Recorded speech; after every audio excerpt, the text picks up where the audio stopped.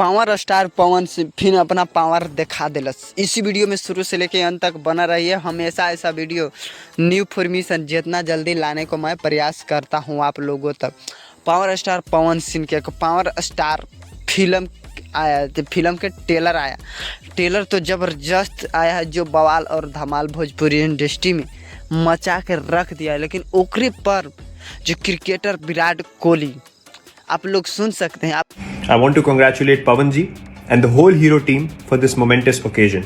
It's an honor for me to be a part of. तो सुनिए कैसा बात बोले कि जो ज़बरदस्त विराट कोहली बोल दिए पावर स्टार पवन सिंह के। आप नाम भी सुन लिए, जो विराट कोहली बोल दिए। और पावर स्टार पवन सिंह के जो ये फिल्म है ना, फिल्म तो बवाल और धमाल भोजपुरी इंडस्ट्री में मचा कर रख देता है। पावर स्टार ऐसे नहीं लोग बोलते हैं पावर स्टार पवन सिंह। पवन सिंह अपना समय समय पर पावर दिखाते रहते हैं, कभी गाना के माध्यम से, कभी फिल्म के माध्यम से, कभी आवाज़ के माध्यम से भोजपुरी इंडस्ट्री में हिलाले रहते हैं पावर स्टार पवन सिंह।